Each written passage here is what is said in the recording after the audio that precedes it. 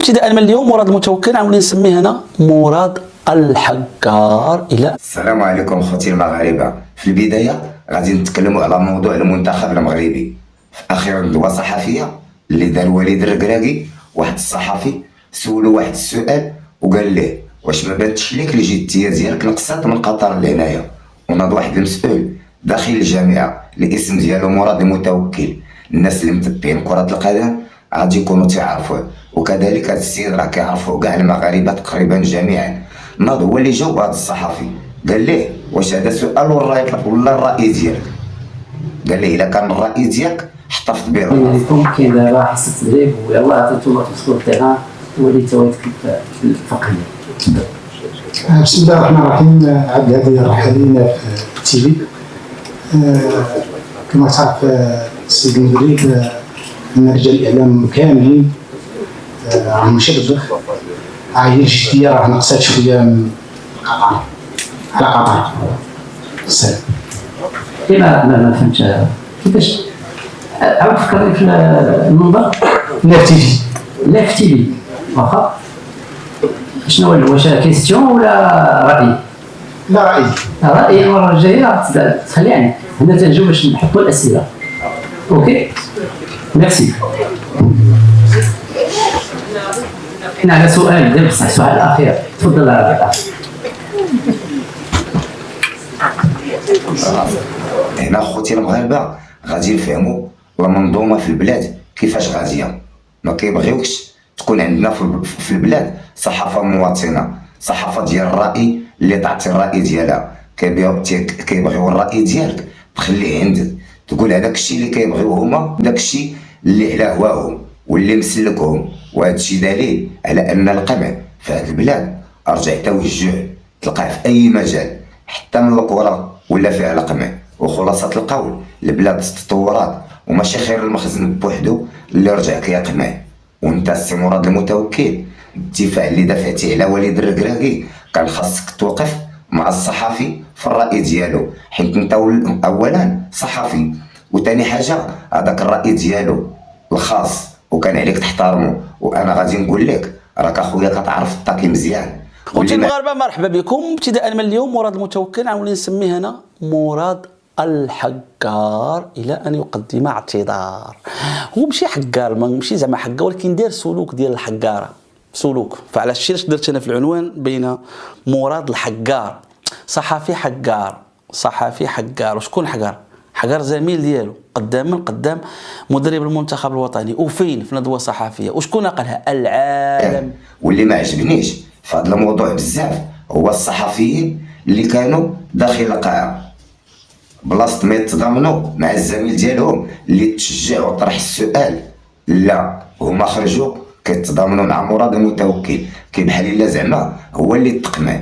انا كنت كنتسنى من هذوك الصحفيين شي واحد زعما فيهم يتشجع وينوض يحبس هذاك مراد ويقول ليه شويه ديال الاحترام، الله يرحم الوالدين، هضر مع الزميل ديالنا باحترام. وإلا انت راك بحال انتينا كاملين. اما هذيك الهضره ديال الراي ديالك خليه عندك، راه هذوك الصحفيين جايين تما غير باش يسولوا ويعطيو الراي ديالهم ويجاوبوا الراي ديال الجمهور المغربي في المنتخب. الصحافه واش نتوما في ظل ما سمعنا دابا راضي كل الرضا على العناصر ديال المنتخب الوطني؟ لان الجمهور الى دخلتوا للتواصل الاجتماعي متخوف بشكل كبير على مستقبل ديال المنتخب الوطني في ظل ثلاثه النقاط. الاولى اللي نشوفوا لاعبين بروفيسيونيل مثل احمد حكيم زياش ونصيري انه يضرب قرعه الماء لو بون دو توش باش على الزملاء ديالو في ظل انه يرمي الكوداس ديالو. هذه لا تشرف المنتخب الوطني المغربي. هذه اللقطه هذه بالضبط. كذلك راه ماشي جايين تما يطرحوا عليك الاسئله اللي بغيتي انت ويقولوا لك الراي اللي يعجبك ويبقاو يصفقوا عليك، ولكن للاسف وتقول شي صحفي هضر من بعد هذيك القمعه اللي تقمع هذاك الصحفي مسكين. القاعه كلها هي رجع فيها الثقيل. وبالصفه خوتي المغاربه طرف ديال الخبز رجع صعيب في البلاد، وملي كترجع الصحافه في البلاد حرفه بنادم كيعيش منها من هنا للفوق، تسناو يوقع اكثر من هكا. ونزيدكم واحد الحاجه خوتي المغاربه، الا ما كانوش شي ناس عندهم الجرأه يقولوها وما بغى حتى شي واحد يقولها، انا غادي نقولها لكم. نتوما المسؤولين، صحاب القرار اللي كاينين في هذه البلاد، نتوما هما السبب في المستوى ديال المنتخب المغربي، وهو غادي تيرجع للور وكيهبط لتحت، حيت كاينين شي حوايج كيوقعوا في الكواليس ما مفهومينش. ودابا غادي نوجه واحد الرساله للسي وليد الركراكي مدرب المنتخب الوطني قدام المغاربه كاملين. المهم هذه الرساله كيف ما وصلت كيف ما وصلتش، انا اهم حاجه عندي هي نقولها وتبقى عندي في القناه. الركراكي في قطر نجح ونجح بشهاده الجميع، ولكن راه كاينين شي ناس عايشين معنا في هذه البلاد السعيده عندهم عقده، ما كيبغيوش ولاد البلاد ينجحوا. النهار اللي كيشوفوا شي ولد البلاد ناجح كيبقاو عليه حتى كيفشلوه ولا كيحاربوه حتى كيخوي هذه البلاد. وليد اخويا الا حسيتي براسك كتحارب ما تديرش الاغلاط اللي داروا وحدين اخرين. ابسط حاجه تقدر دير هي تحط السوارد وترجع في حالك للور، وما تديرش نفس الاغلاط اللي داروا وحدين اخرين بداو كيتقاتلوا مع الفساد. الفساد راه هو اللي طاغي على المشهد، وعمرك ما غادي تغلب عليه لا انت ولا حتى حنايا معاك. البلاد ما تخليهمش يخدموا بك كيف ما داروا لوحدين اخرين. حنا متفقين باللي انت مغربي خونا ووصلتي لشي حوايج بالمنتخب الوطني ما عمر شي مدرب وصل لهم. حنا عارفين انك انت مدرب مرضي الوالدين وغادي بنيتك، ولكن راه هاد الناس اللي مسيرين الجامعه ولا الرؤساء ديال الانديه راه كلهم كابرين في التبجنيس. صعيبه السي وليد تقدر عليهم لا انت ولا حتى حنا معاك، راه غير كنضيعوا في الحجر. وداك الشيء علاش انا غادي نقول لخوتي المشاهدين بلي هذه القناه غادي نولي نقدم فيها محتويات القصص وقصص اللي حصريين، وتنتمنى الله يعجبوا المشاهدين. والى اللقاء الى فيديو قادم ان شاء الله. واش نتوما في ظل ما سمعنا دابا راضي كل الرضا على العناصر ديال المنتخب الوطني؟ لان الجمهور الى دخلتوا للتواصل الاجتماعي متخوف بشكل كبير على مستقبل ديال المنتخب الوطني في ظل ثلاثه النقاط. الاولى اللي نشوفوا لاعبين بروفيسيونيل منها كلمه حكيم زياش والنصيري انه يضرب قرعه الماء في لو بون دو توش ويشتت على الزملاء ديالو في ظل انه يرمي القوضاس ديالو.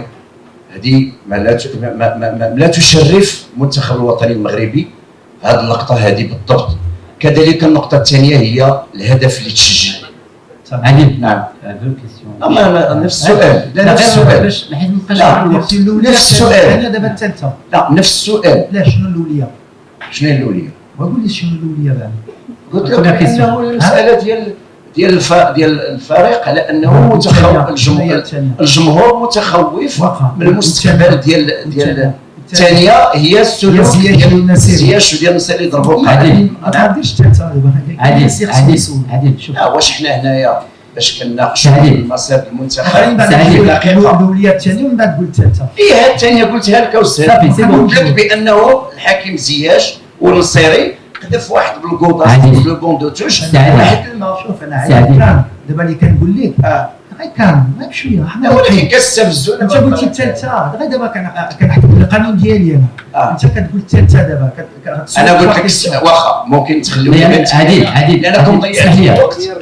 غنجاوبك انا عندي الوقت. واخا ولا عندكم الوقت سمحوا لنا حنا كصحفيين اعلاميين رياضيين نحطوا النقطه الاولى. قلت بان الجمهور متخوف على المستقبل ديال الكره. ثانيا حكيم زياش ثاني عرفنا انهم ضربوا الماء ضربوا القضاس. النقطه الثالثه هو السذاجه باش تسجل هدف بالطريقه اللي تسجلت على المنتخب ما مقبولاش عند منتخب عالمي اللي جا من قطر وكنحلموا دائما ذاك الحلم ديال قطر.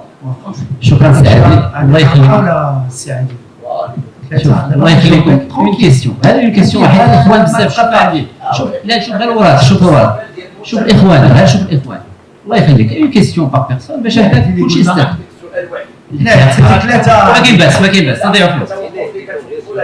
لا تضيعوا فلوس سير تفضل. حنا عندنا الوقت. على السي عادل معنا ما تخافش غنجاوبك كلشي ولا عندك رابعه انا غنجاوبك.